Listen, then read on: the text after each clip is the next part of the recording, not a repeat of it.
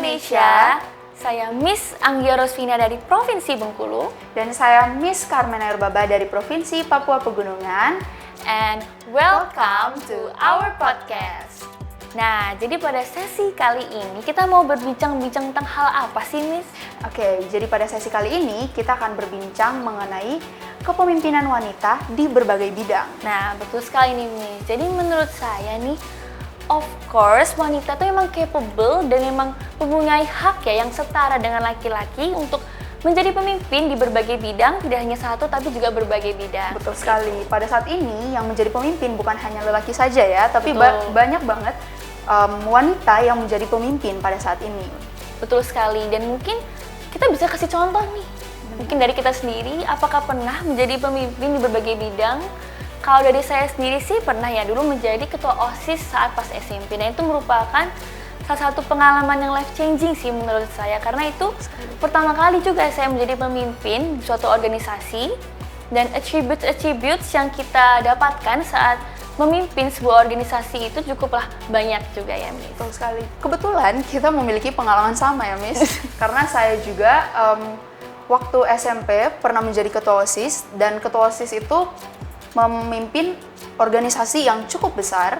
Di situ saya belajar banyak hal, bagaimana tentang mengatur sistematik dari organisasi tersebut dan banyak hal lagi yang perlu kita pelajari untuk menjadi pemimpin yang baik tentunya. Salah satu contoh lagi yang saya ingat, Miss, tidak perlu jauh-jauh, kita mengingat di rumah kita sendiri, ibu kita, yaitu ibu kita.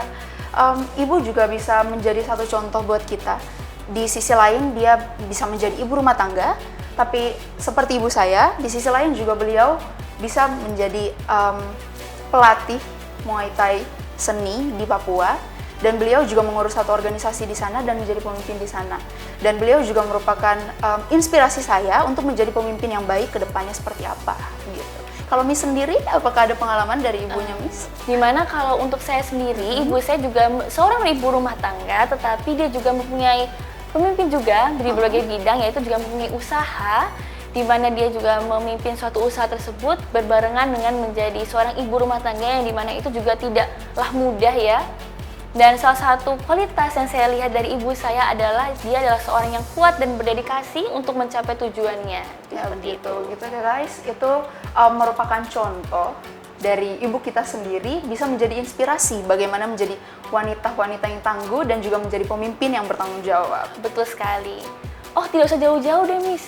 Kita sebagai finalis Miss Indonesia 2025 juga mempunyai founder, di mana foundernya juga seorang perempuan. Sekali.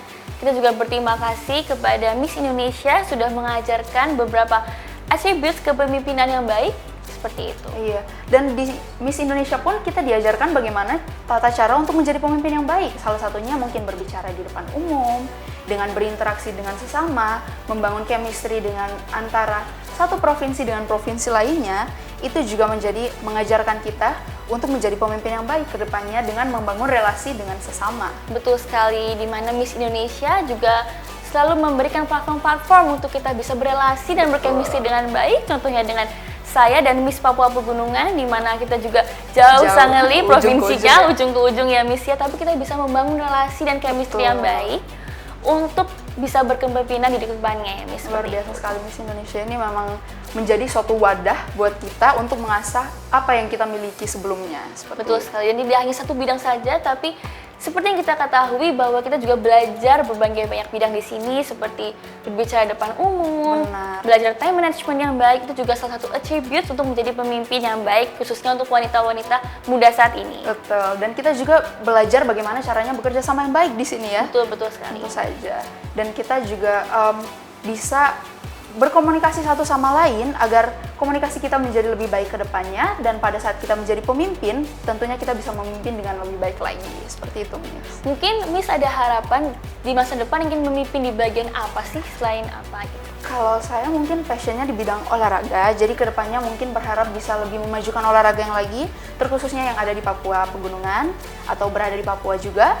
Dan saya ingin menjadi wanita yang memimpin organisasi di sana dan mengembangkan Papua untuk lebih maju lagi di bidang olahraga seperti itu. Kalau Miss sendiri?